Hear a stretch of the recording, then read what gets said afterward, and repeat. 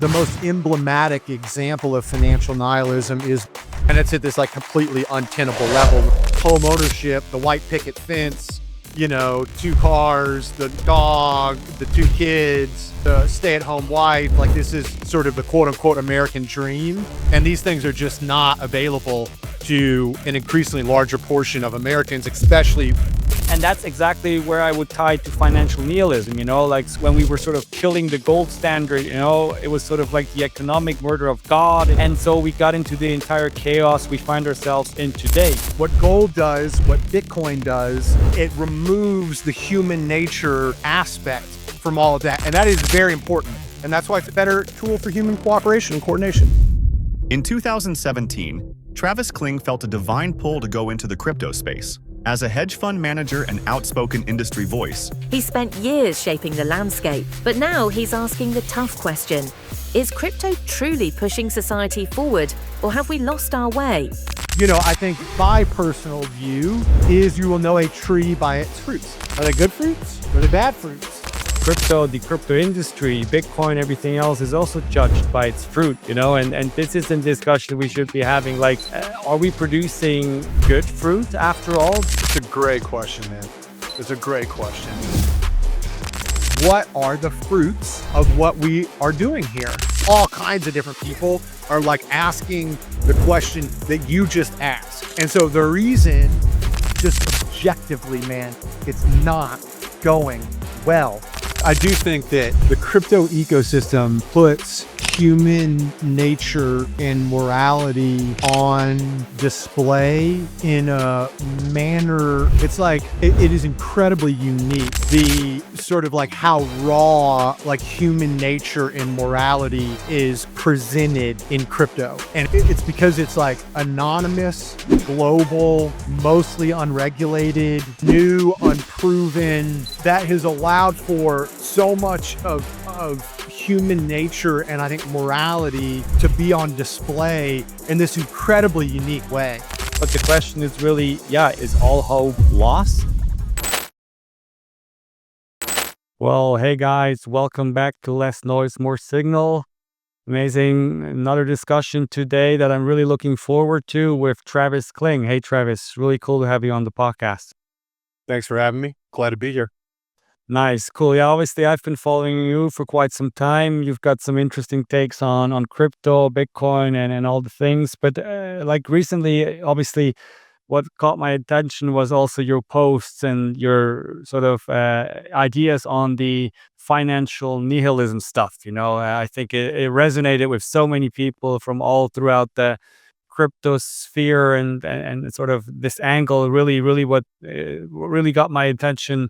And so, I have my thoughts on this topic as well. So I thought it would be nice to bring you on, and really cool to have you to talk about all these things. But maybe if you could quickly introduce yourself, I guess some of the folks might not be familiar with you, what you do in crypto, and then also why you think about these type of topics. Financial nihilism sounds quite geeky, so to say. Yeah, sure. So I am the founder and chief investment officer of Ikigai Asset Management. It's a crypto hedge fund. We launched in 2018. So I've been at this for a while. I think that makes me pretty close to an OG. I didn't used to feel like an OG, but I guess by the time we get to 2025, I'm something close to an OG. Before that, I spent a decade in traditional finance, hedge fund investing in traditional finance. Before I was in crypto, I was a portfolio manager at Point72, running an energy and materials long short public equities portfolio. So I was not a tech investor by background, not really that much of a tech guy by background, and just fell down the proverbial crypto rabbit hole in the summer of 2017, convinced myself that all this stuff was going to be a big deal. Left traditional at the end of 2017 to jump into crypto full time, and have been in it ever since. The financial nihilism stuff, it's funny what the way we manage Ikigai on a day-to-day basis, I think has very little to do with my public writings. Ikigai is like a quant fund that quant trades mostly BTC, ETH, and Sol. That's the large majority of what we do. And that's the large majority of what we've done over the last, 6+ years. And not high frequency, never done high frequency stuff. It's like mid-range stat arb with a discretionary overlay in hedge fund parlance. The manner and degree of that discretion has ebbed and flowed over the years. Directionally, we've been moving towards, I would say, less and less discretion, more and more fully automated execution type of stuff. And really the large majority of what we've done, if you looked at like the total trading volume for the life of Ikigai, the large majority of what we've done is traded Bitcoin to outperform holding Bitcoin. That's most of what we've done. I do talk a lot about and have talked about Bitcoin publicly for a long time. Talk a lot about other stuff as well too. A lot of like bigger picture type of stuff, the financial nihilism stuff. Lack of pretense that any of this shit does anything or will ever do anything. That I wrote that at the beginning of 2024. That got crazy traction. Pervasive quiet quitting. I wrote that in like August of 2024. That got crazy traction. I would say that Bitcoin, the way that I have experienced it was that I think that a bet on Bitcoin, like you can think about it as like a 1 week bet or a 1 month bet or a 1 year bet. Oh, it's a good 1 year bet. It's a good 3 year bet. It's a good 5 year bet. But it's also in a way, it's like a 10 year bet, or it's like a 30-year bet, right? And if you're going to like dedicate your whole life to it, like I have, if you're going to have like enormous amounts of financial exposure to it, like I have had, then you start to think about the really long-term aspects of Bitcoin. And that incorporates these like really big picture items, right? And so I think after you do this for a long time, you just start to chew on these like much bigger picture items, aspects of just how the world works and just like the intertwinement of humanity and technology. And as you know, we talked about before we hit record, you and I were talking about Mises and hard money and libertarianism and things like that. As you know, it really helps to have some amount of monetary history knowledge to understand Bitcoin. It really, really helps to understand Bitcoin, to have some of that knowledge until you start thinking about that. You're like, oh shit, we've been doing this for like 1,000 years. We've been doing fiat currencies all the way back to China, and like 1023 or whatever was the first time some king tried to print some money without anything behind it, right? And so there's a history to fiat currencies. There's a history to world reserve currencies. There's a history to debt. There's a history to stores of value. We've been using gold for 5,000 years. Before we were using gold, we were using, seashells and really big rocks and salt and, so all of that helps a lot. And like I said, it wraps up in these really big picture things. I think some of my writings that have gone quite viral over the last couple years, I think one way to frame them is like saying the quiet part out loud, or saying the things that maybe other people don't have a tendency to not want to say, or they feel like they're like incentivized to not say. And I think maybe it's just in my personality. It's just part of my nature to not be like that. I think it's just really part of my nature to call a spade and expect. And I think in a way, it's almost the tougher truths, or like the ones that maybe need to be said like more because less people are saying them, but they're more important. And so I think that would be some aspect of like how you could sort of color some of the things I've been talking about publicly lately. Yeah, that's very interesting take, because like I feel like I do work for a crypto bank as well, and it just banks and institutions in general, and obviously like you have a marketing strategy, and then you're always you want to sort of get everybody's attention. In the end, you want to gain clients and everything, But then the way you usually approach this is sort of like you touch everything like really lightly, you don't want to mess up, you don't want to create any shit storms and stuff. And that's why in the end, the stuff that you do communicate is just boring, you know. And as you say, what is really interesting, if you can really go out on a limb and then sort of address stuff that's going to resonate with so many people because it's going to ring some sort of bell, or they really feel like, okay, this is talking directly into my heart or into my life, you know. And so that's really something which is interesting. And I think you obviously struck a chord with that sort of topic. But maybe for people who have not been familiar with what we mean by financial nihilism, can you just sort of quickly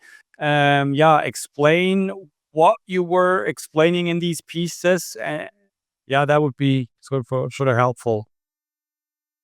So financial nihilism is the idea that wealth inequality is driving.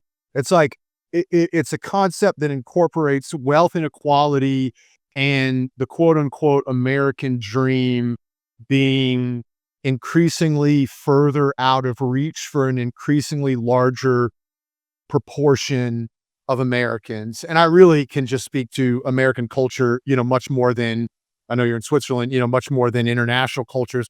I get the sense that in a lot of places around the world, there's like a version of this happening as well too.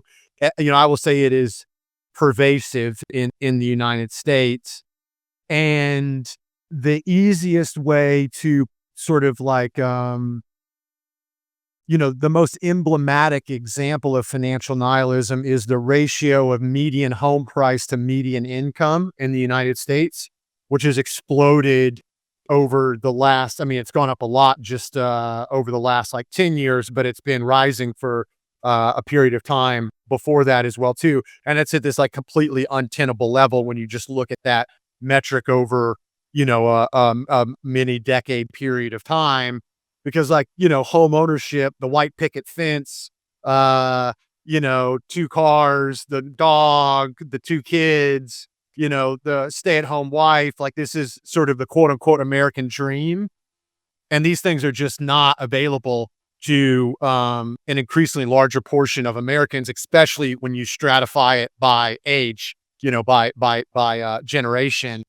And it was broadly available to baby boomers. It was still quite available to Gen X. And by the time you got to millennials, it was, by and large, not available. And then when you get into Gen Z, it's just, really not available. It doesn't look to be available. And so it's this financial nihilism is a feeling. The feeling leads to actions. In the post that I made that went so viral, the main thing that I point out is that it incentivizes radical risk taking. And I point to a lot of different examples about radical risk taking, specifically this explosion in sports gambling in the United States. I don't know if this is happening in Switzerland or not, but sports gambling is just absolutely, the statistics are just mind-boggling how much they're increasing. And the most popular product is a multi-leg parlay, which for the listeners that are not familiar with what a multi-leg parlay is, it's like, oh, I'm going to bet that like this team wins and maybe they have like a 2-to-1 chance of winning. And then another team that has a 2-to-1 chance to winning. And then another team that has a 2-to-1 chance to winning. And I'm going to bet that all 3 of those teams win. And if all 3 of them win, then I get like a 12-to-1 payout or some shit like that. Right. It's just like really lopsided, super gambly way to bet on sports. It's also like the worst odds. It's like the best house odds. The house makes the most money off of multi-leg parlays. And multi-leg parlay betting also looks a lot like meme coin betting. It also looks a lot like zero DTE options. Zero DTE options have also like exploded in popularity. And so the financial nihilism piece was sort of like setting the stage for that and then tying together this, these like hyper risk-taking activities. This show is brought to you by NewHedge. In a market driven by complexity, insight is everything. NewHedge is a dedicated Bitcoin analytics and intelligence platform delivering cutting-edge analysis, on-chain metrics, and real-time market data. With 200+ proprietary indicators, live derivatives data, and adoption metrics, NewHedge provides the depth and precision that serious market participants demand. Backed by some of Bitcoin's most prolific investors, NewHedge connects traditional finance with Bitcoin's evolving landscape. Gain your data edge today. Sign up for free now at newhedge.io and get 50% off your advanced subscription with the code SIGNAL. Yeah, I see. Well, I mean, on the face of it, it does make a lot of sense, to me and to many people. And that's why I think it resonated with so many people. But then my question is when you say, yeah, you have it creates this feeling and then it sort of incentivizes action, and there, maybe I was just wondering, is there really that strong of a connection? Because or is it sort of, yeah, we're feeling that we're up against the wall and we don't get any further. We're sort of in this hamster wheel, as we call it here in Europe as well. You're struggling, but you're not getting anywhere. But then I'm just really if I'm trying to play devil's advocate here, is there a connection, concretely speaking, that these people would then really go out and do meme coin trading? Or is it just a nice story that we're telling each other, even though I think the story, yeah, it makes sense and there's value to stories, but just what I'm trying to figure out, because I talked to other people about this, meme coin traders like Alex Kruger. He's also quite vocal on X, and he's like, I don't see any connection, it's just meme coin people just like to gamble, but it's not because they're feeling worse off or ever worse off. So that's probably what I'm trying to get at here. Have you thought about that any more concretely? Well, I think you would have to ignore the statistics and the explosion of the popularity of these things.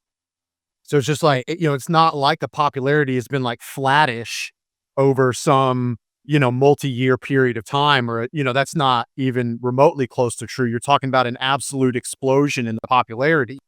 That's just hockey stick type of growth. And you go, okay, what's causing that? Right. And then you go, okay, where can I go to sort of get insight into the state, the mindset of the participants of these sorts of things. And where you go is you go to Twitter and you go to Reddit, Wall Street Bets, right? You had meme stocks that were right alongside meme coins, right? GameStop, AMC, Bed Bath and Beyond, all of these things. That was a cultural movement that happened.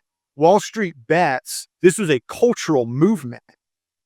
It had emotionality underneath the cultural movement, and then was expressed through financial markets. I'm not making this. So Alex Kruger is a good friend of mine, by the way. I've talked to him. We're in small group chats. We've been talking to each other for a regular basis for 6 years or something like that. And so I would just pose the question, okay, well, explain all of that. If it's not financial nihilism, because I could get into all the subreddits and I can put together a stack of evidence this high that it's financial nihilism. And I can go meme stocks or meme coins and it's the exact same shit. So and there's a big stack of evidence on crypto Twitter that it's the exact same thing. So I'm not sure what he's talking about there. Yeah, no, I see. Well, obviously, yeah. I mean, especially to the extent that everything is happening. I guess you can point to some episodes back, in the Roman Empire and stuff where people were gambling already as well, But I think it's probably to the extent that it's happening today. And as you said, there's so many different verticals and sector where it's happening, and yeah. So the evidence seems to be just overwhelming. But then my question would sort of be, how is this related to the faith journey that you sort of told me about, that you were on prior to this, or maybe in the process of this? How is this connected? Did you arrive at this because you were thinking about the world, as you said, in more basic terms, or how did this come about? Yeah. Let's see here. How do I want to tell this story? So my faith has been a big part of my life for a very long time. I grew up in the Christian faith, was born into it in my family, and had questions about the faith that I was brought up in, I think, like a lot of people, for a while. In the summer of 2022, I had been up prior to the summer of 2022. I had been for years sort of chewing on questions about the literalness of the Bible. And I had grown up in the Southern Baptist denomination of Christianity, which you may or may not be familiar with. It's the most literal, most fundamental, major denomination of Christianity in the United States. And I had been chewing on the literalness of the Bible for a while before that. I was on vacation in Italy. I was in Rome, spent a week in Rome. You go see the Vatican, you go see a bunch of stuff around Rome, early Christianity stuff in Rome, paganism stuff, the transition from paganism into Christianity as the official religion of the Roman Empire. And I was on vacation, so I was trying not to work too much, and I'd go home at night and like read about these sorts of things, research these sorts of things. And through that experience, I really finally let go of the literalness of the Bible. And for me, the next logical question was, well, then what is this book? If maybe not all of it is literally true, then what is it? And I began a deep dive and a exploration that sort of began there and started spending a lot of time on this. Fast forward, 5 months, and FTX collapses the first week of November of 2022. Our Ikigai was caught up in that badly. We had $65 million on the exchange at the time of the collapse. We were the 18th largest creditor in the FTX bankruptcy. It had the large majority of our AUM on the exchange at the time of the collapse. So that's not fun. And through calendar year 2023, the large majority of our fund was stuck in a bankruptcy claim in FTX, and there just wasn't anything to do. You could sell the bankruptcy claim, but the price to sell it at wasn't a good price. And I got the sense that the price was going to go up to sell the claim. So you're just sitting in the claim, waiting for the price to go up. And that was what 2023 was for me. And for years prior to that, I've been working like a freaking dog for 60, 70, 80 hours a week for 2018, 2019, 2020, 2021. I mean, just had really been working really, really hard. And I found myself with like 20, 30 hours a week worth of work to do because you're just sitting in a bankruptcy claim. And the number one thing that I filled my time with was this faith exploration. And I just did a self-study deep dive and was able to, because of YouTube and books, it's like you have the foremost experts in the entire world, the absolute greatest living New Testament scholars that have this enormous Old Testament scholars, Christology experts, textual critics. It's just like whatever world-class expert you want to find, you can go consume a ton of their information for either $0.00 on YouTube, or you can go buy their book for $15 or whatever, right? It's just, there's this enormous wealth of opportunity. So I did that. I started writing a lot, privately, a lot, and started structuring those writings and started getting the sense that at some point, I felt that God was calling me to start to speak publicly about these sorts of things, and continued on that journey in 2024. We sold our claim at the end of 2023, got the money back from selling the claim, sold the claim at a price we were happy with, continued to operate Ikigai. Large majority of our investors stayed with us, an amazing show of support from our investors. And we've continued operating Ikigai, but I've also continued to spend a lot of time on this faith journey. It's been a huge part of my life. I poured, a few thousand hours into it now at this point over the last few years. And I'm preparing to really start to talk a lot publicly about it, launch my own podcast, launch my own blog, online community. It's really going to have basically nothing to do with crypto. And it's really just going to be an exploration of kind of faith and science, really. I pause there. There's a bunch of different ways we can go from there, but No, sure. That's also quite interesting to hear. And obviously, I want to hear about some of the learnings that you had along this journey, but maybe sticking with sort of the crypto and the financial nihilist discussion for a moment. I mean, I want to tie this back to what you said when it comes to the literalness of the Bible, you know? So, because that's something obviously which is important for every Christian. Like, is the Bible to be taken literal or is it not?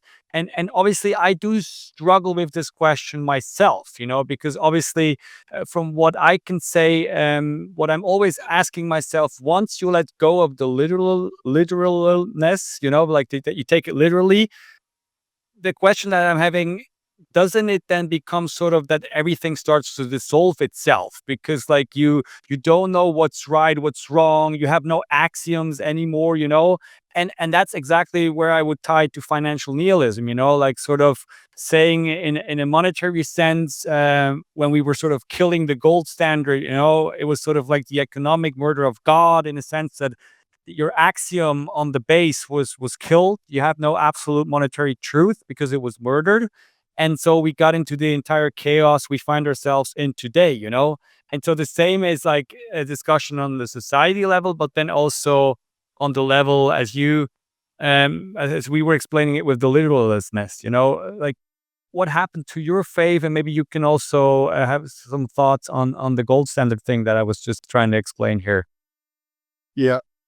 Both of those topics that you tied together, those are big topics, right? We could do a 2-hour podcast on either one of those by themselves.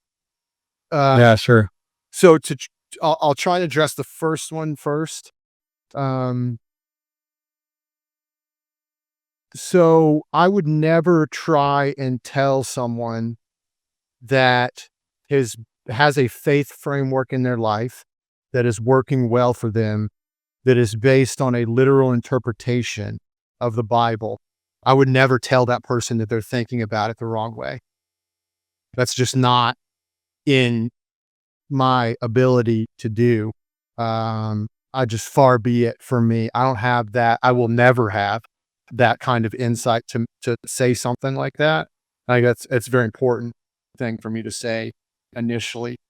I think there's an incredible beauty, I think would be it's the word that comes to mind. There's incredible beauty when you look at the impact that the life and teachings of Jesus Christ have had on the world, on humanity over the last 2,000 years, and that impact has worked through such drastically different time periods and continues to work today around the world.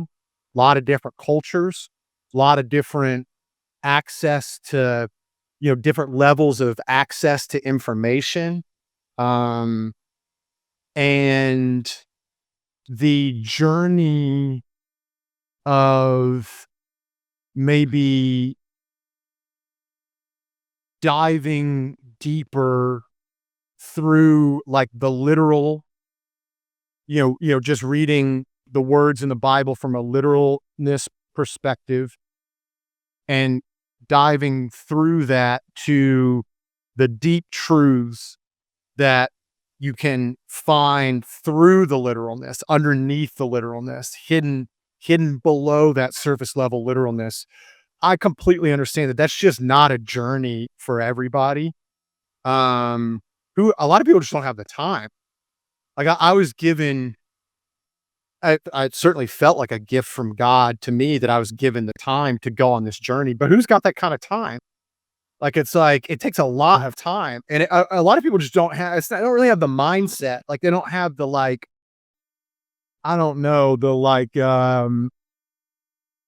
personality type. I don't know how. I don't want to. I don't want to frame it from like an IQ perspective. It's just like a time and sort of like a personality type perspective, right?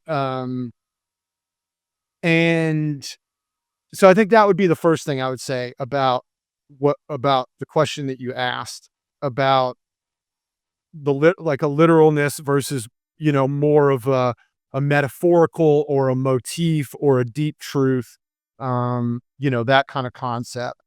And then tying it to gold, and just money in general, the way that I would frame, I think I'm going to try and reframe it a little bit, and you can take it however you want to from there.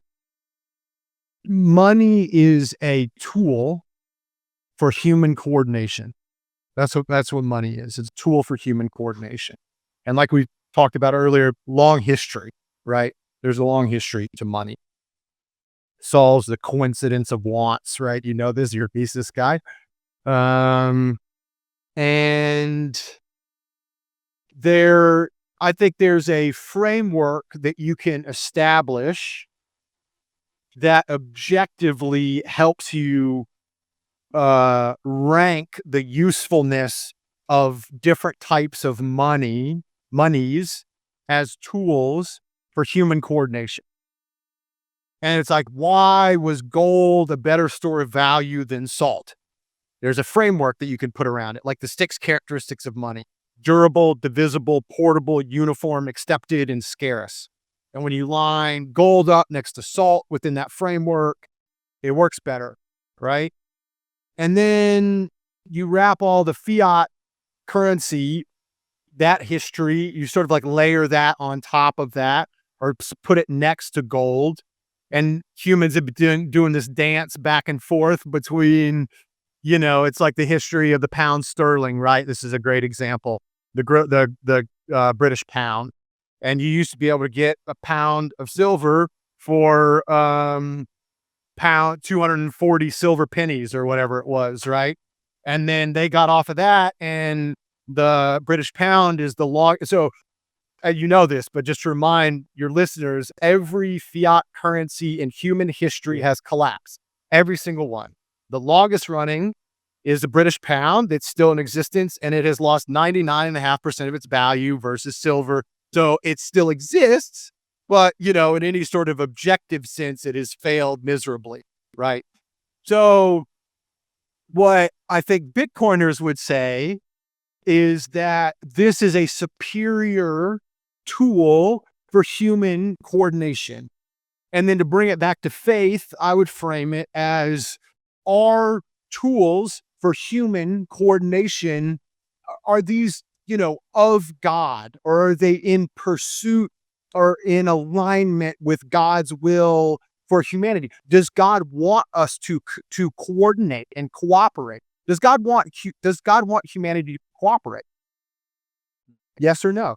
I would say very much yes. Just very much yes. Because when we cooperate and coordinate, good things happen for humanity. We are able to deliver on technological innovation that makes the human experience better.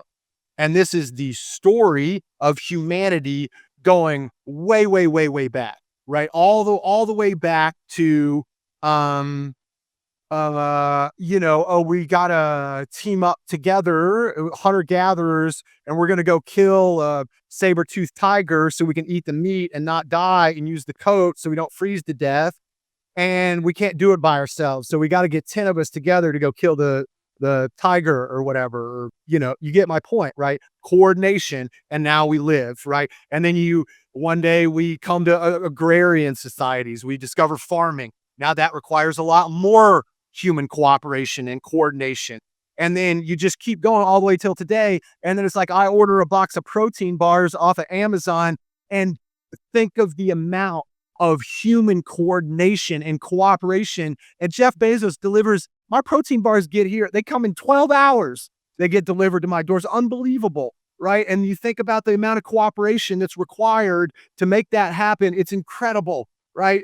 And then when you think about it, looking into the future, the cooperation and the coordination that it's going to take for all of the more abundance that's going to come through technological innovation. So it's just more cooperation, more coordination. And we need tools for this. And money is a tool. And it's like Bitcoin is a better tool. So I'll pause there. Yes, I see. No, obviously that's a good sort of angle that I want to also explore something? I mean, because you're right. It's a tool, and obviously, like human coordination, we know it from economic theory. It's just beneficial to the entire human race because, as you said, we're better off, and everyone is going to be better off in the end.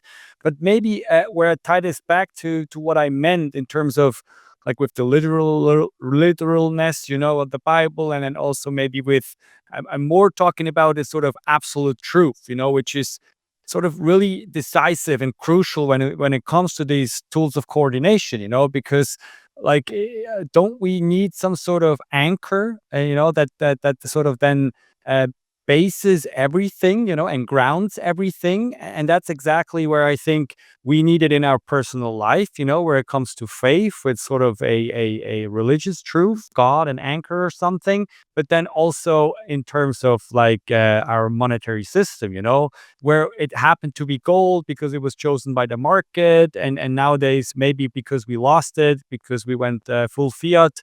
We're trying to rediscover this, and it might be Bitcoin, but that's probably my question. If like yeah, if you would agree that like having something which is absolutely true and which is like some sort of axiom and anchor, it's just really important in whatever aspects of life we look at, whether it be economics, money, personal life, society, something that you can cling to, which you sort of just believe, okay, this is my axiom, this is what I go by, because it helps me to ground everything else. Because if not, if I don't have this finite or this final truth, so to say, I'm just wondering about, sort of nihilistic, and I don't know what's above me, what's below me. So this is part of what I'm trying to get at here. Maybe you have some thoughts here as well. Can what do you mean when you say absolute truth? Yeah, that's a good question. I mean, in the end, it's probably something which is absolute in the sense that it's just taken for granted, or it's sort of it's undeniable. It's just something that has to be there. Something that I can look to, and this obviously is.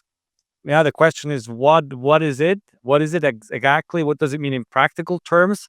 But in terms of like when it comes to money, I would say something again which grounds all value, because it's probably absolute, maybe something that cannot be tampered with, that's above humanity, um, because we cannot sort of tinker with it and mess with it, And the same would be in a personal fiat, in a faith-based life, something which is beyond me, which I maybe not be able to fully comprehend, but something that's greater than me, and that's sort of what I'm trying to get at with that. I don't know if you know what I mean. Yeah. So I think with absolutes, a couple things on this. Absolute truth, I would tie it back to like the like the scientific method, like the replicability through, you do an experiment over and over and over again, and then you get the same answer over and over and over again. And that's, simplistically sort of the scientific method that leads to, what from a scientific perspective, what you would think of as like absolute truths, right? It's like we know gravity works like this because we test it over and over and we get the same answers back. And then we can then make predictions using those answers. And then we can do like a different test and we get the right answer to our prediction based on these other tests, right? And like this is sort of the foundation of all of science, right? So, in scientific method, it is worth mentioning that science is just wrong kind of often, right? And all scientists would tell you that's like sort of how the scientific method works. It's just that like we haven't been able to disprove this thing. So we just take it as axiomatic, as a fact until maybe something else comes along. And then, as it turns out, like we were just testing it. Maybe our vantage point wasn't the right vantage point, right? And there's been law in the history of science. There's all these things with like whoever it was, a Copernicus that was like, oh, we're not in the center of the universe. And then what'd they do? They kill him, threw him in jail. I can't remember what happened to him. Right. It's like, there's all these things that like, there was huge backlash when it was going against what the science of the day was saying had to have been the case. Right. So there's like a long history to that.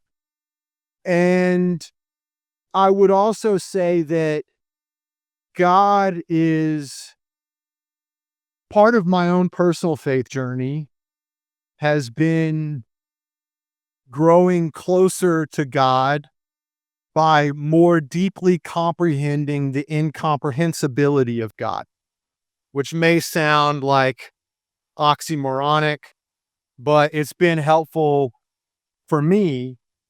And in a lot of cases, the Bible and lots of other religious types of writings throughout the years that have been very impactful for people have been about anthropomorphizing God to help humans understand what the nature of God is like. The Old Testament is filled with these sorts of things, right? God is like a father. God is like a burning bush. God is like a, he's all knowing. He's all powerful. He's the great I am. He's there's like all of these, it's just, and that's just people 2,000, 3,000, 4,000, 5,000 maybe years ago, reaching for words to try and describe this incomprehensible creator of this universe, right? And so, and that's happening. They didn't know this at the time, but you fast forward to today, and now we have a lot more science. There's still lots of questions about how this universe works. But we know a lot more than we did 2,000 years ago about how this universe works, right? And now we know that sort of like reality as I experience sitting here talking to you, you're listening to me, you're talking about the reality is not really reality, right? What we're getting is our brains are like interpreting this sort of very loose approximation of what is sort of actually happening and is ignoring all kinds of other things.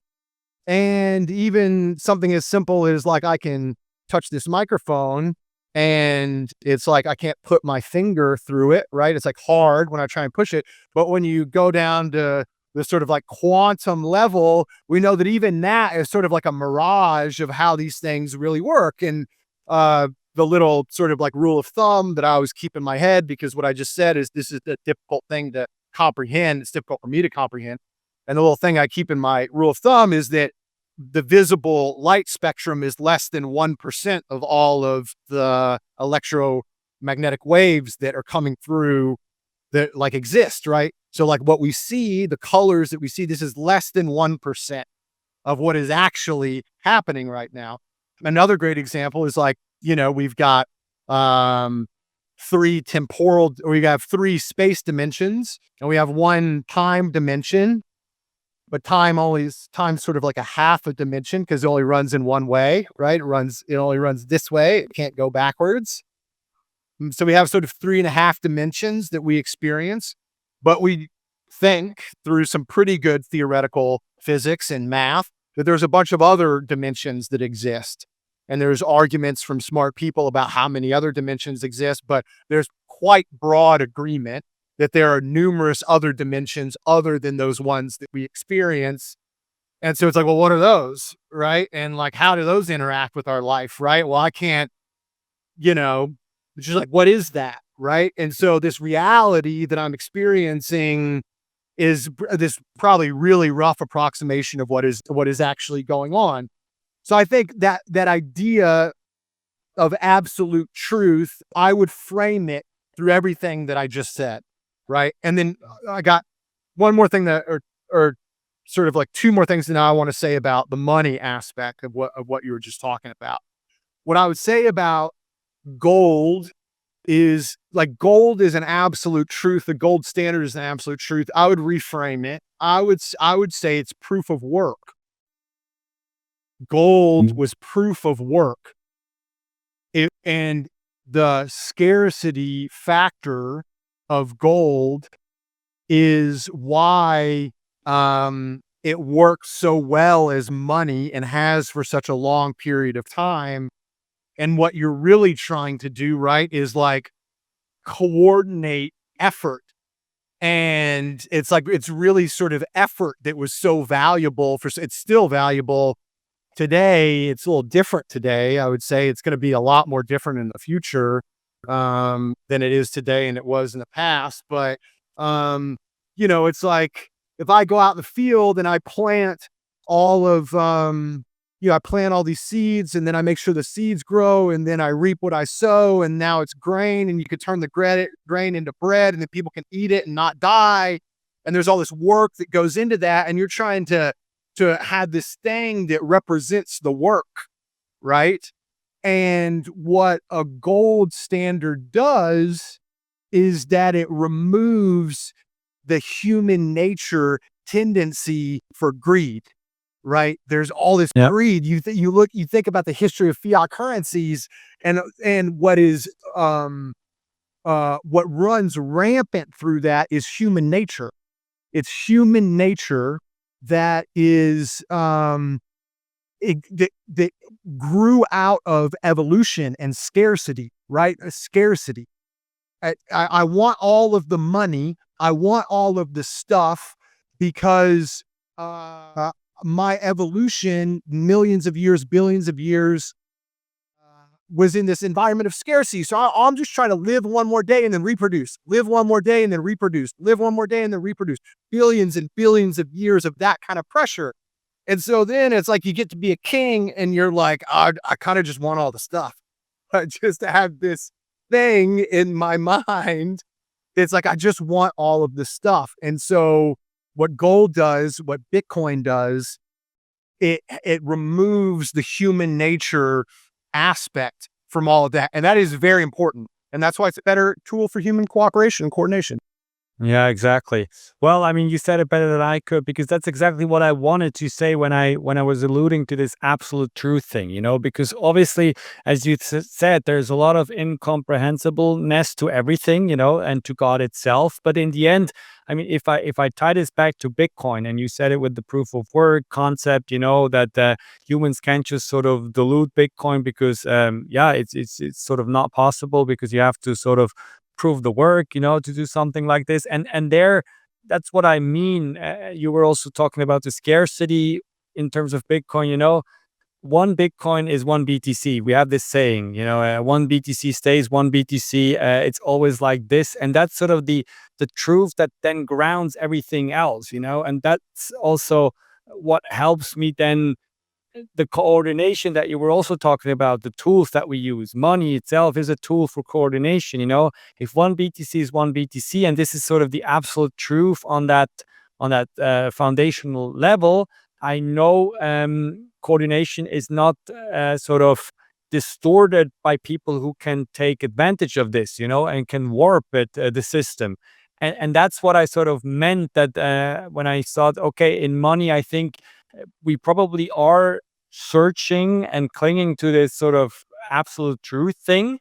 And a lot of Bitcoiners are rediscovering this. And it's in the end, it's way more complex than this, obviously.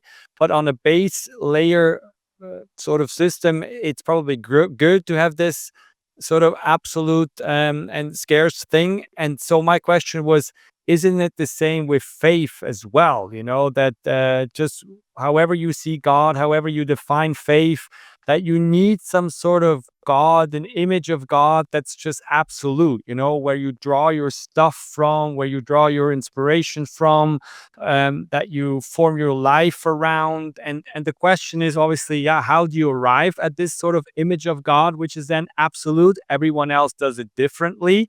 But at least I feel like that's where I'm at this point. There needs to be also an absolute image of God, because if there's none, everything just starts dissolving. And again, you don't really know what's below or beneath you, or up. That's sort of what I'm trying to say here. I don't know if you agree. Mm. But don't you think that that's been very different over the last, I think it was basically around 400 when they put together the first New Testament. So we've got like 1600 years with the New Testament. Don't you think that absolute truth vision of God for the followers of Christianity has changed a lot over the 1600 years? Probably, yeah, it probably has all the And time. And why would you say it's changed? Well, I mean, it has always been up for grabs. Obviously, I feel like there's obviously, again, and this comes down to the literal. I can't say that word, literalness of the Bible. Sort of how you interpret it, and sort of what you think forms your image of God, and many people have sort of different interpretations of it all, and it's been changing because of the many denominations that we had and that we're still having, and it's always up for debate. And so I wouldn't claim for myself to have like the definite go-to image, that's just okay, this is the literal truth, so to say. But I still feel like something like this has to be out there, or else we're just floating around in space with nothing to cling to. And it sort of needs to be our desire and maybe our strive to kind of figure out and to kind of get closer to this absolute truth, to figure out what he's really about, even though maybe well knowing we will never get there, and it's always been changing, because we humans, we are flawed after all. We're flawed in our thinking.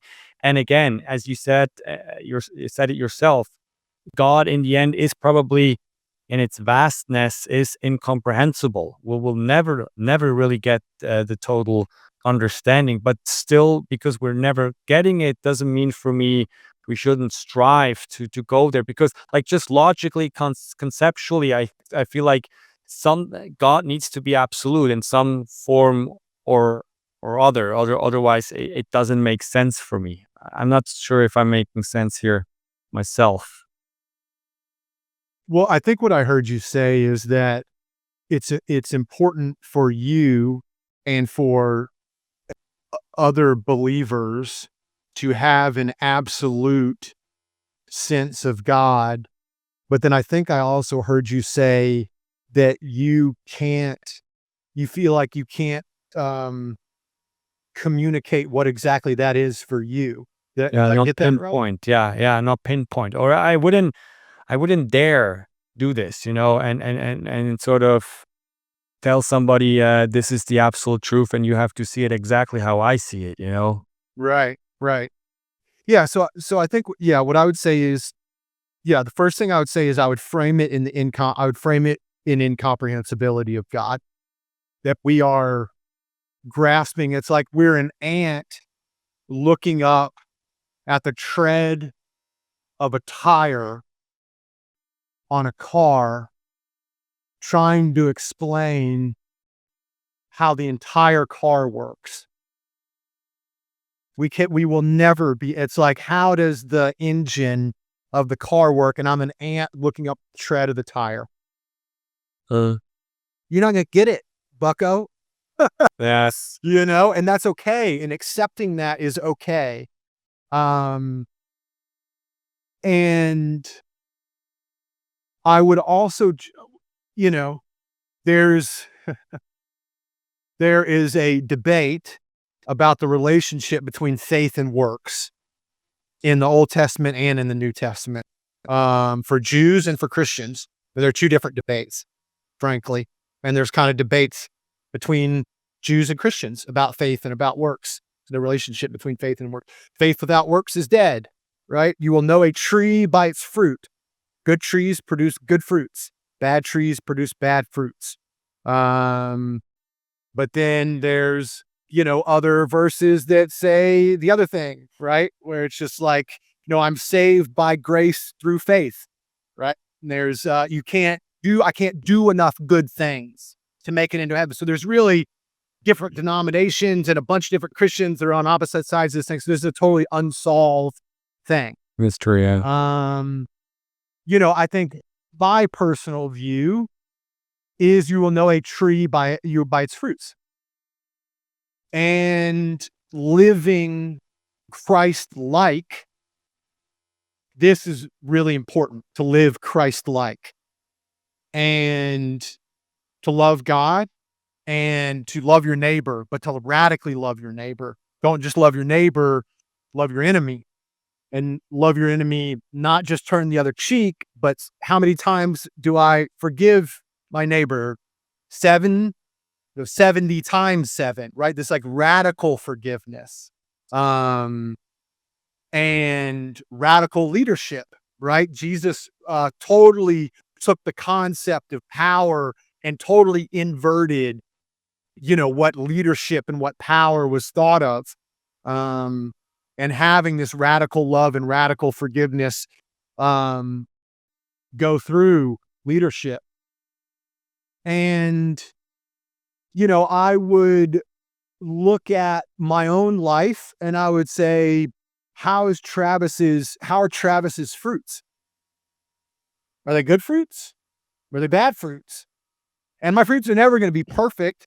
And so I think sort of like the purpose of our existence is just to strive to we only got a blink of an eye and we're gone, brother. We're gone like this and it's gone. And we're on to the next thing and we can have a conversation about what the next thing is. I don't know. There's lots of discussion about what the next thing is, right? Lots of disagreement about what the next thing is. But Travis, in this cosmic dust meat sack that I have right now, it's over in a blink of an eye. So just try to be less of a dickhead on a day-to-day basis. Try and just be a better guy. And when you mess up, try and mess up less tomorrow than I did today. I will inevitably mess up. I'm going to mess up over and over and over again. And yeah. No, that's a good point because it makes me think of something else, of crypto again. And because like you will judge people by their fruits, you judge Christians by their fruit, And now the question for me is like, the crypto industry, Bitcoin, everything else is also judged by its fruit, And this is a discussion we should be having. Like, are we producing good fruit after all? Because like obviously now we have a lot of people calling or like being really disillusioned, and saying, well, crypto, it's been going on for so many years and we still haven't come across any usable use cases except for Bitcoin and stable coins, and what else? And is there any merit to this industry? And so I pose this question to you. How would you evaluate this, It's a great question, man. It's a great question. And that would, going back to the beginning of this conversation about some of the sort of like nature of my public talks and things like that, the way you just framed it, that is a great way to frame it. What are the fruits of what we are doing here? Because just quickly, if you come to a conclusion that obviously the fruits that we have been producing is just meme coins and nothing of real value that's moving humanity forward, then we should call it the quits. And you should actually say, okay, close down Ikigai, I should go to an entire different industry. And so, because I'm asking this question myself, to myself, am I really progressing here? And am I helping to progress humanity? And yeah, that's probably it. So not sure what you think about it. Many people are asking themselves this same question. I know because they reach out to me all the time because I've become this sort of like, what would you call it? Like a lightning rod? Yeah. This type of thinking, because some of my public writings have gone quite viral. So I get a lot of this kind of feedback privately. I get a lot of this private feedback of a lot of people, a lot of like really prominent people not that like prominence really matters that much, but just like all kinds of different people are like asking the question that you just asked.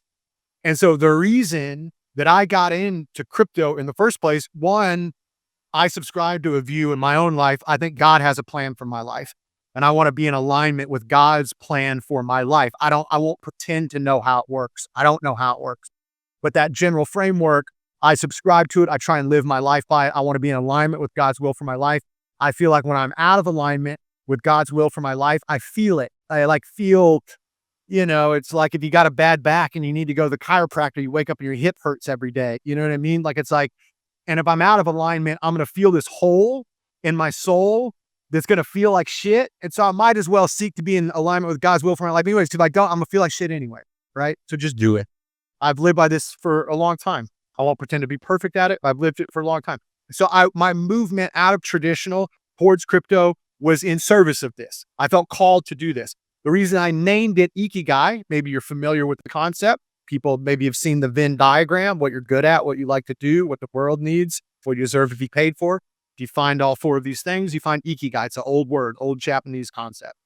Well, what the world needs, well, how do you define what the world needs? Well, for me, this was like a backdoor faith concept, right? Like I wasn't going to name the thing Jesus Christ Capital. It's a little too on the nose. So it's just like, I love this concept of Ikigai, what the world needs. Well, for people that are have a faith framework, it's like, well, what does God want me to do? What helps? What is in service of the Most High, right? What does the world need? And I had strong conviction this technology, this is back in like 2017, 2018. I named it this in February of 2018. I felt like this technology had the potential to make the world a better place, and they could do it quickly. You could do it in a single generation. And if I spent the rest of my career working on this thing, I could be 65 years old and I could look back on it and be like, man, we made this big impact, this big positive impact, pushing this technology towards its potential to make the world a better place. I'm going to go do that. That's why, now I've been in this thing for like 7 years now. So now you fast forward and all this stuff, it's worth so much. Bitcoin's worth $100,000. Alts in aggregate, they're worth they're worth over $1 trillion. The whole thing's worth like $2.5, it's all worth $3 trillion. And when I got into this, it was worth, I don't know, I'd have to go back and look what aggregate market cap was in early 18, but I think it was like 100 billion or something like that. I don't know, somewhere around there. 200, maybe it was like 200 billion. And so it's all worth so much more. But then, and like you said, Bitcoin has product market. Bitcoin's fine. Bitcoin's doing fine. It's on a path to do fine. It's like, stable coins have found product market fit. There's a path for stable coins that have helped a lot of people. I think stable coins, if you're trying to help the least of these, right? This is what the Bible tells us to do. It's like the least of these. It's like the people that got it the worst on planet Earth. They're the people that we should be helping the most, and to whom much is given, much is expected. So if you get a lot, if you won the lottery 100 different ways in your life, like I did, like you did, right? We won the lottery 100 different ways in our life. We need to go try and help the least of these, right? People had a rougher go of it. So it's like, where's crypto helped the least of these? Well, stable coins is where they've helped the least of these the most, even more so than Bitcoin. And then what else? What's everything else, right? And how is the everything else going? And just objectively, man, it's not going well. It's not going well.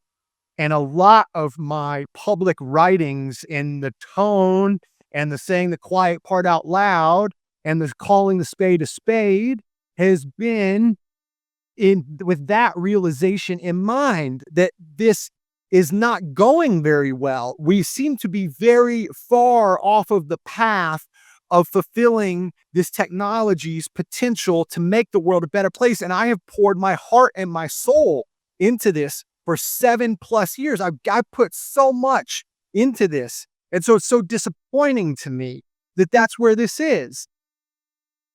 Yeah, I know. I feel sort of the same, but I also feel like, as you said, obviously, the question is there still hope, or is all hope lost? Because I feel like it's always the same with with many things. It's the same for me with Christianity. The more you get embroiled in something, and I think it's the same for many people as well. Like, except if you're sort of just superficially floating around and you don't care about anything and you just hold your beliefs, but you don't really do like deep dives. But as soon as you do, it's with everything else in life.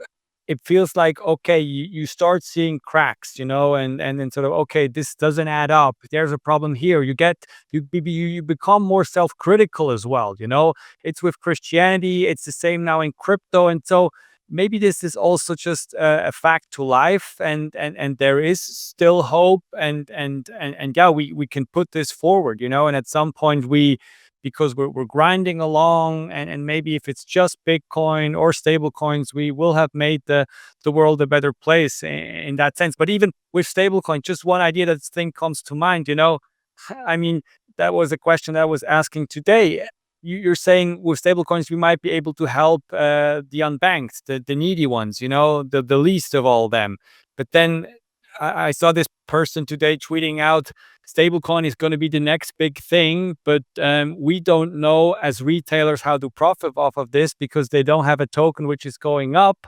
And so everyone that's going to profit is going to be the big VCs and the private guys who can sort of privately invest in these stablecoins.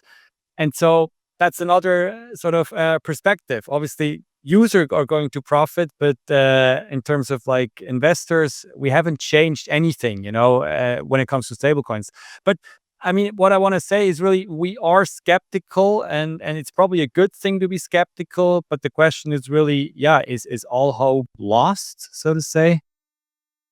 So the concept I want to bring up in response to what you just said is the concept of rotten institutions. Rotten institutions. This should be, as a Mises guy, this should be a concept that should be close to your heart, right? And it's close to Bitcoiners' hearts.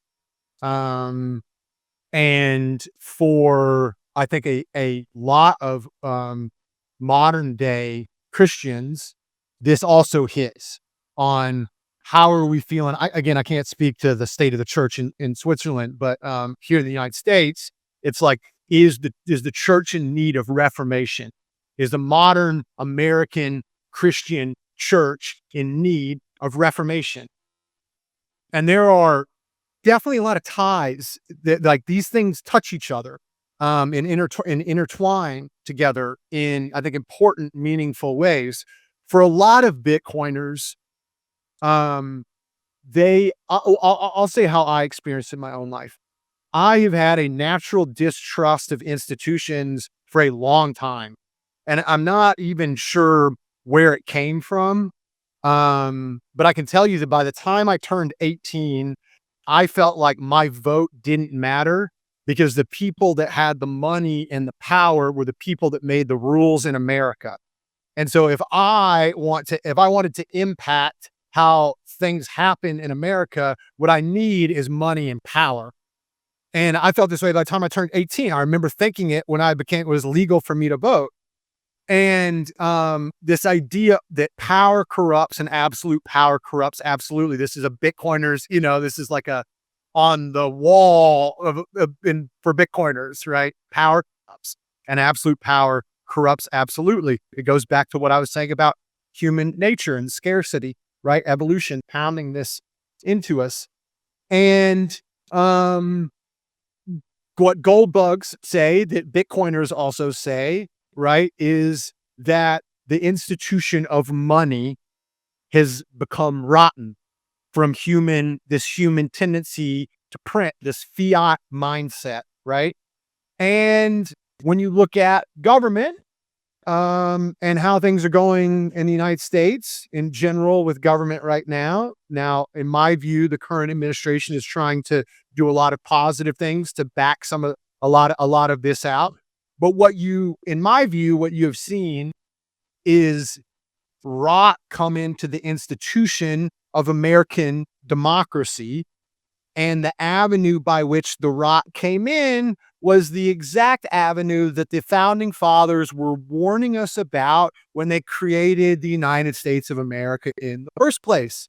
Benjamin Franklin, congratulations, you have a republic if you can keep it. Right? This is a great quote. If you can keep it. What did he mean by if you can keep it? What he meant by there's attack vectors in what they had created this incredible system, right? Not no offense to Switzerland, you guys have had a great run too. For a small country, you guys have had a great run, and in a lot of ways, you guys have stayed neutral and done a lot of things better than we have. But America, this is the greatest country in human history. We've done more the scale and what we, it's just like, and they created this thing and the checks and the balances and the legislative and the judicial and the executive, amazing.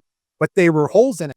And they talked about where the attack vectors were, and it was special interest, right? They talked about the special interest and the way that they could weave into, and you could buy a politician, the politician could vote for the special interest. And you fast forward to today, and then you see, oh, this was exactly what they were. This was exactly what they were talking about. And so there's been rot that has come into this institution. So now we look at, let's go back to, in the questions you sent over, you were talking about Luther. You could talk about Luther. Let's go back to Luther. The 95 Theses, the Protestant Reformation, the creation of Protestantism, the branching off from the Catholic Church. Well, what was that about? Well, there's that mindset that's a Bitcoiner's mindset. It is. That's a hard money, gold bugs mindset. Is you looked at this and they were selling, I'm sure, or maybe, 95 Theses, they were selling forgiveness. That's what the Catholic Church was doing. They were selling forgiveness. Classic human tendency, scarcity mindset. Oh, I'm the Catholic Church. I can grant forgiveness. I've got all this power.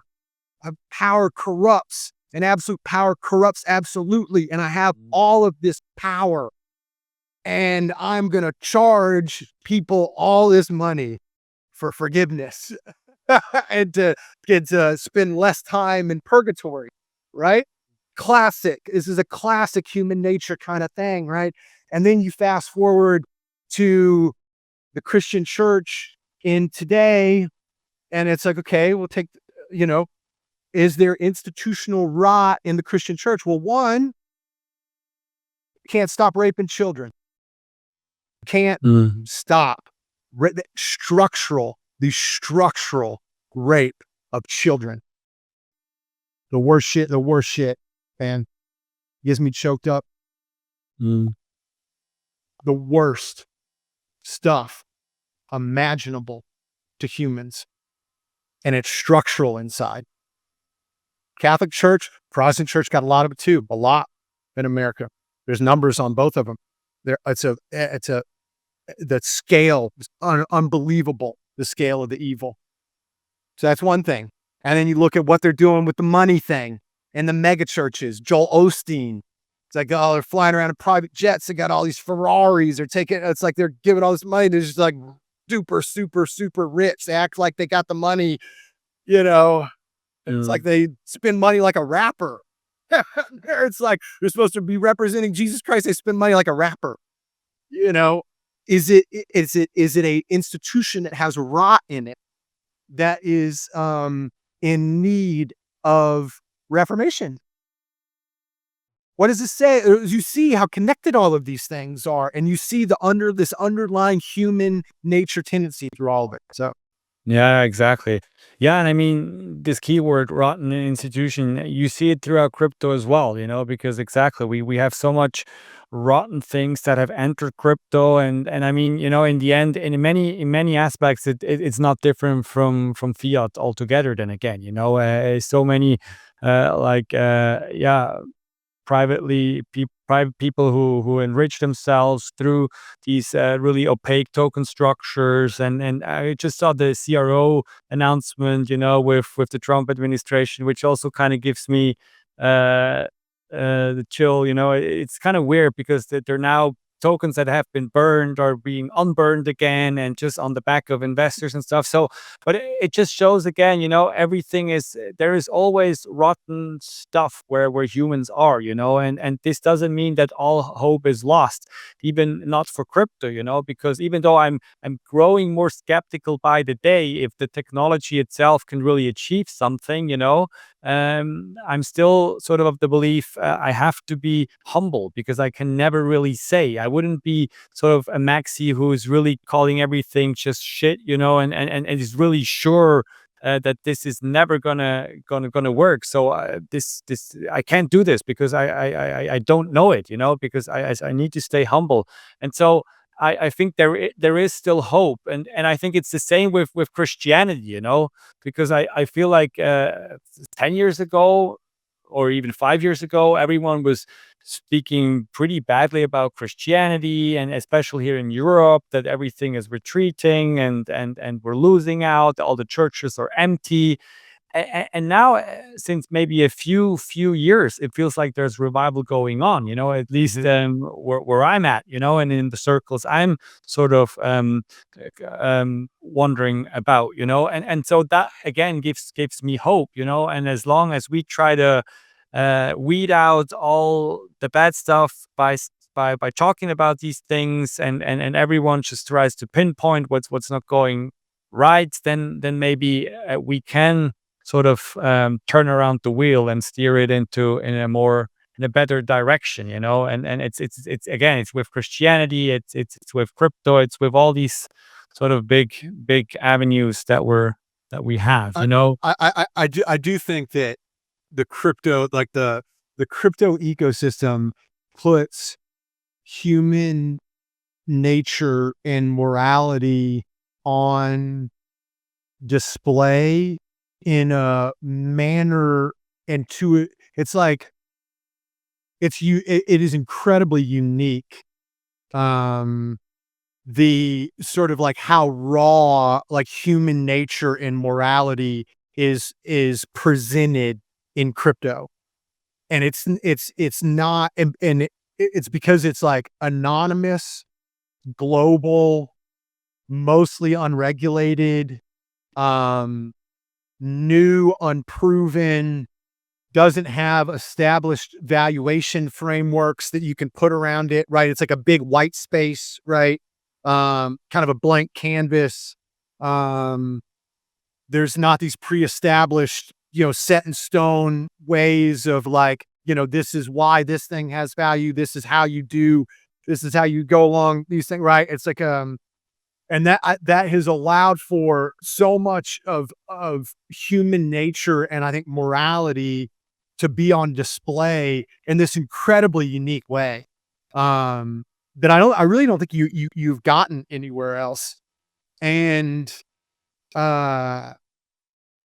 you see a lot of the worst sides of, it's like unchecked greed has like more running room in crypto than it has like anywhere else, right? It's true. It's like, where else is greed more unchecked than in crypto?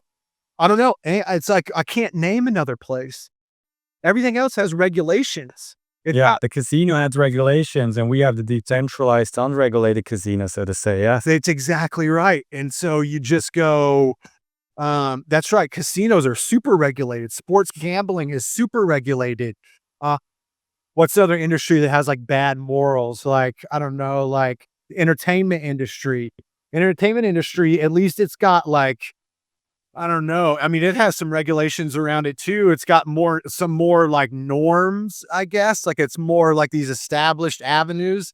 So at least people like maybe know the like dirty games that they're playing. They're like a little more aware of it than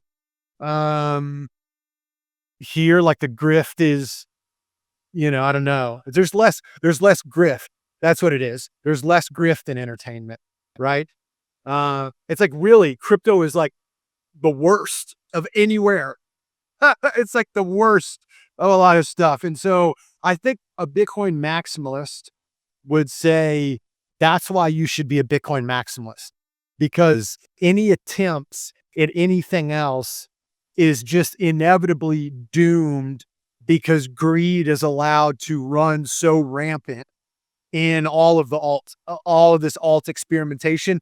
And I'm not a maximalist, but I get it. I get that stance though. Mhm.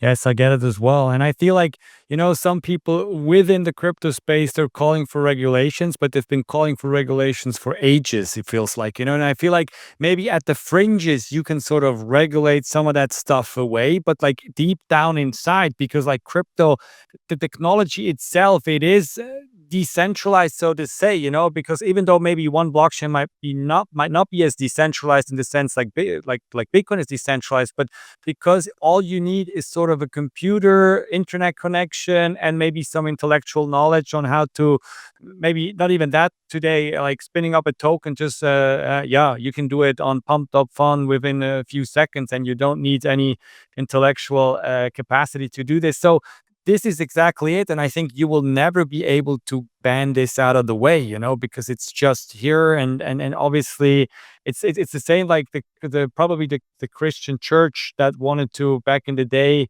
ban all, the vernacular translations of the Bible that were coming along, and they tried, because like all these pamphlets were given out, but maybe with the first few copies they tried, there's like history books that tell us this, but then it grew ever more, to the thousands, to the 100,000s, and at some point it was in the millions, and they just couldn't because they didn't have the means to do this, and it feels like the same. So I just want to kind of caution the people who think regulations will be any good here at some point. I feel like maybe at the fringes it can help, but we will never really get this under the control. At least that's what it feels like. Yeah.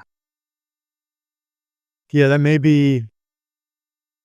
Yeah, I won't pretend to have the answers on the exact level and types of regulation that would be most helpful for crew. I am hopeful that with this administration and the people that are put in place and how supportive they are of crypto broadly, that that we can get a better, it's like the stock market, right? Like there are a lot of corollaries to the history of the U.S. stock market and shitcoins basically. And the U.S. stock market used to be like super unregulated as well too. Tons of Ponzi's, lots of collapses, tons of grifting, scamming, scheming, information asymmetry. I mean, it wasn't even until I think it wasn't until 2001 that like insider information was like even invented, which is like crazy to think about that. They're like in the 90s, it's like if you were just like boys with the CEO of a publicly traded company, that guy's like, oh, we're going to crush earnings. And you just load up on the stock and now it's legal.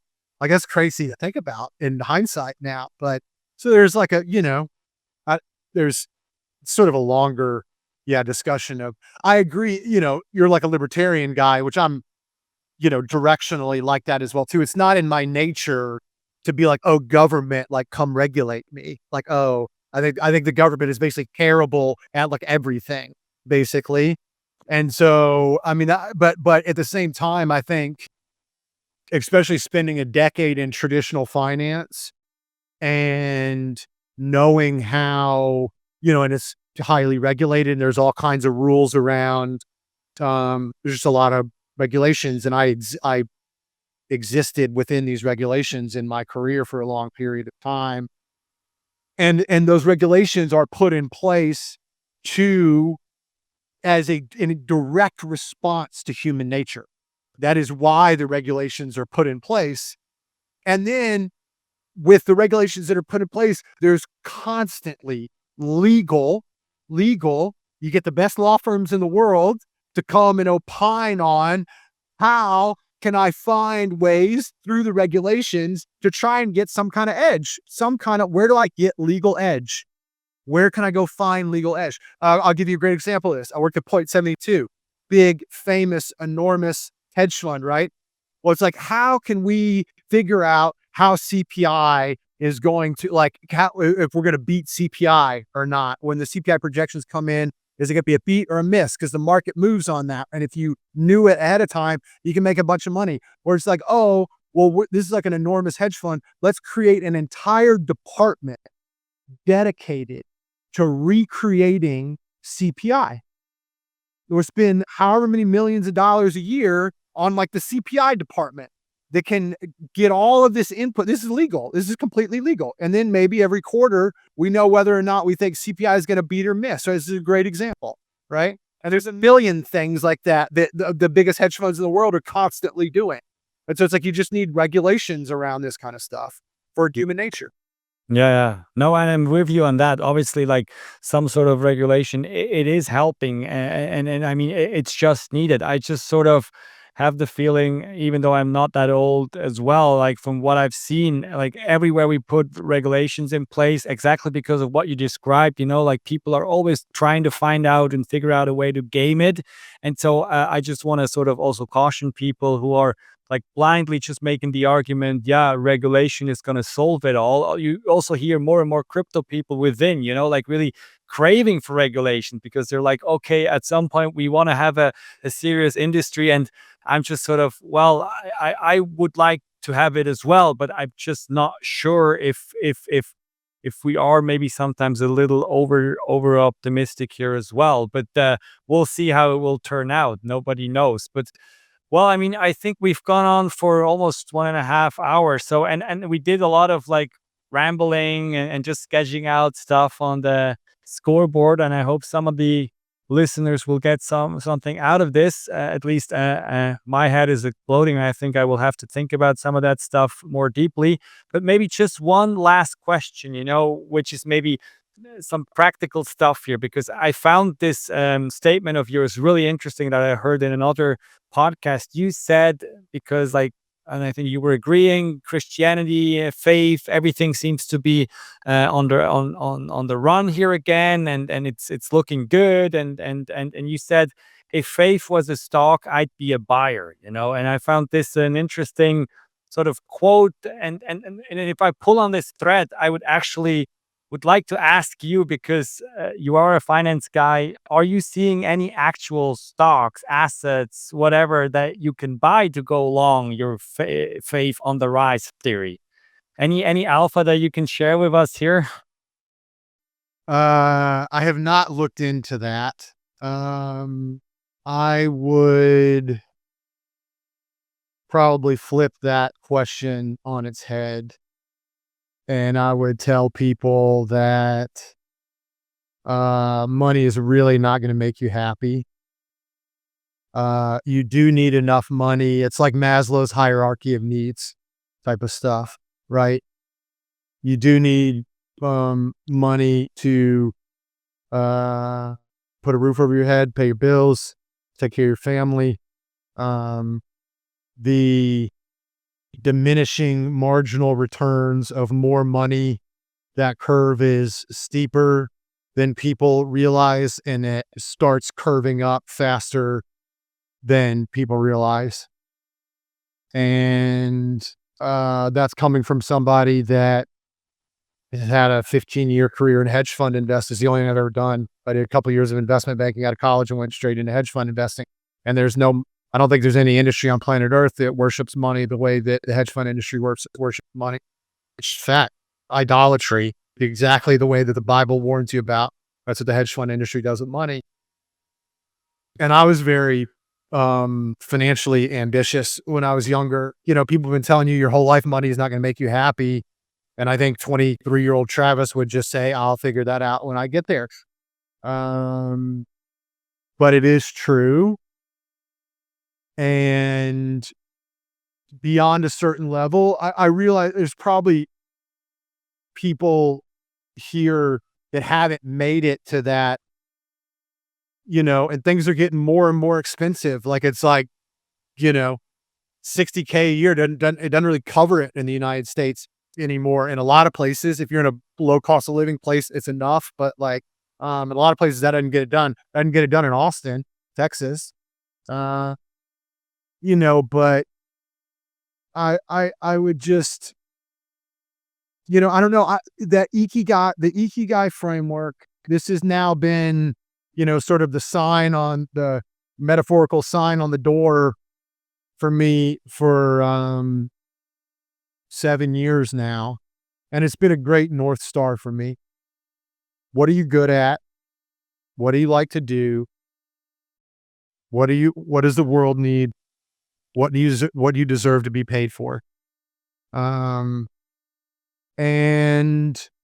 that is a good framework, I think, to try and like figure out your kind of next steps. And it's a good framework to fight back against this feeling of financial nihilism. And maybe there's some people listening to this right now, they feel that in the back of their mind. They feel like they can't get ahead, and it makes them want to like hyper gamble. I got to go find the next 5x. I got to go find the next 10x. The Ikigai framework hopefully is a way to combat that, fight back against that, to think more long term and just be more aligned with purpose. Hmm. Well said. Yeah. Well, Travis, I think it's a good place to end on, and we'll leave it at that. So thanks a lot. Maybe at some point we can redo this and maybe get some more structure into the discussion. That would be probably even better for the audience. But at least I think there's some gems that people can think about and ruminate themselves on. So thanks a lot for doing this. And anything else that you want to share that you think still needs to be out there? No, that was a great discussion. Would love to come back on again and do a round 2 at some point. And appreciate the time. Thank you. Cool. Thank you. Bye, guys. Thanks.